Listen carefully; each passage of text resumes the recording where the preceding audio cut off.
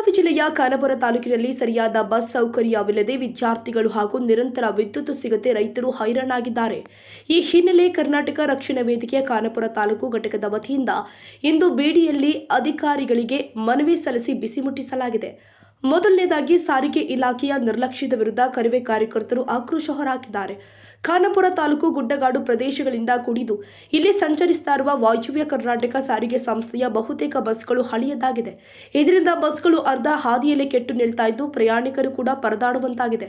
ಅದರಲ್ಲೂ ವಿಶೇಷವಾಗಿ ಈಗ ಪರೀಕ್ಷಾ ಸಮಯವಾಗಿದ್ದರಿಂದ ಬಸ್ಗಳು ಸಮಯಕ್ಕೆ ಸರಿಯಾಗಿ ಬಾರದೆ ವಿದ್ಯಾರ್ಥಿಗಳ ಭವಿಷ್ಯದ ಜೊತೆ ಆಟವಾಡಲಾಗ್ತಾ ಇದೆ ಎಂಬ ಆರೋಪ ಕೇಳಿ ಬರ್ತಾ ಇದೆ. ಈ ಹಿಂದೆ ಸಂಚರಿಸ್ತಾ ಇದ್ದ ಬೈಲಹೊಂಗಲ ಘಟಕದ ಕಿತ್ತೂರು ಬಿಡಿ ಮಾರ್ಗದ ಬಸ್ ಅನ್ನು ಪುನರ್ ಆರಂಭಿಸಬೇಕು ಅಂತ ಕರವೇ ಪದಾಧಿಕಾರಿಗಳು ಪ್ರಬಲವಾಗಿ ಒತ್ತಾಯಿಸಿದ್ದಾರೆ. ಇನ್ನು ವಿದ್ಯುತ್ ಸಮಸ್ಯೆಯು ತಾಲೂಕನ್ನ ಕಾಡ್ತಾ ಇದೆ. ಹೆಸ್ಕಾಂ ಇಲಾಖೆಗೆ ಮನವಿ ಸಲ್ಲಿಸಿರುವ ವೇದಿಕೆಯು ರೈತರ ಪಂಪ್ಸೆಟ್ಗಳಿಗೆ ನೀಡಲಾಗುವ ವಿದ್ಯುತ್ ಅನ್ನು ವ್ಯತ್ಯವಾಗದಂತೆ ಕ್ರಮ ಕೈಗೊಳ್ಳಲು ಆಗ್ರಹಿಸಿದೆ. ತಾಲೂಕಿನ ಹಲವೆಡೆ ವಿದ್ಯುತ್ ತಂತಿಗಳು ಕೆಳಕ್ಕೆ ನೇತಾಡ್ತಾ ಇದ್ದು ರೈತರಿಗೆ ಹಾಗೂ ಸಾರ್ವಜನಿಕರಿಗೆ ಪ್ರಾಣಾಪಾಯ ಉಂಟಾಗುವ ಭೀತಿ ಇದೆ.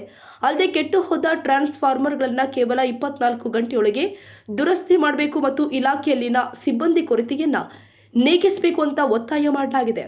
ಒಟ್ಟಲ್ಲಿ ಮೂಲಭೂತ ಸೌಕರ್ಯಗಳಿಗಾಗಿ ಖಾನಾಪುರ ತಾಲೂಕಿನ ಜನತೆ ಬೀದಿಗಿಳಿದಿದ್ದಾರೆ. ಒಂದು ವೇಳೆ ಅಧಿಕಾರಿಗಳು ಈ ಮನವಿಯನ್ನ ಗಂಭೀರವಾಗಿ ಪರಿಗಣಿಸದಿದ್ದರೆ ಮುಂದಿನ ದಿನದಲ್ಲಿ ತೀವ್ರ ಹೋರಾಟ ಮಾಡುವುದಾಗಿ ಕರ್ನಾಟಕ ರಕ್ಷಣಾ ವೇದಿಕೆಯ ಪದಾಧಿಕಾರಿಗಳು ಎಚ್ಚರಿಸಿದ್ದಾರೆ. ರಾಜ್ಯ ರಸ್ತೆ ಸಾರಿಗೆ ಸಂಸ್ಥೆ ಹಾಗೂ ಹೆಸ್ಕಾಂ ಇಲಾಖೆಯ ವಿರುದ್ಧ ಮಾನವ ಸರಪಳಿ ನಿರ್ಮಿಸಿ ಇವತ್ತು ಬೃಹತ್ ಪ್ರತಿಭಟನೆಯನ್ನು ಹಮ್ಮಿಕೊಂಡಿದ್ದೀವಿ. ಈ ಪ್ರತಿಭಟನೆಯ ಉದ್ದೇಶ ಏನಪ್ಪಾ ಅಂದ್ರೆ ಇಲ್ಲಿಯವರೆಗೂ ನಾವು ಖಾನಾಪುರ ತಾಲೂಕಿನ ಜನತೆ ಕರ್ನಾಟಕ ರಾಜ್ಯದಲ್ಲಿ ಇದೀವ ಅನ್ನುವಂತ ಭಾವನೆ ನಮಗೆ ಬರ್ತಾ ಇದೆ.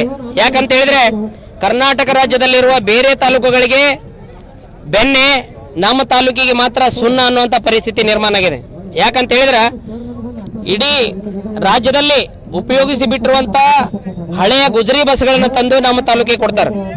ನಮ್ಮ ತಾಲೂಕು ಬಹುತೇಕ ಗುಡ್ಡುಗಾಡುಗಳಿಂದ ಕೂಡಿರೋದ್ರಿಂದ ಇಲ್ಲಿ ಕಾಡು ಪ್ರಾಣಿಗಳ ತೊಂದರೆ ಕೂಡ ಬಹಳಷ್ಟು ಇರೋದ್ರಿಂದ ನಮ್ಮ ಜನರಿಗೆ ಸುರಕ್ಷಿತವಾದ ಮತ್ತು ಸಮರ್ಪಕವಾದ ಸಾರಿಗೆ ಸೇವೆ ಬೇಕಾಗಿರೋದ್ರಿಂದ ನಮ್ಮ ತಾಲೂಕಿಗೆ ಬಹಳಷ್ಟು ಪ್ರಮಾಣದಲ್ಲಿ ಹೊಸ ಬಸ್ಗಳನ್ನು ಬಿಡಬೇಕು.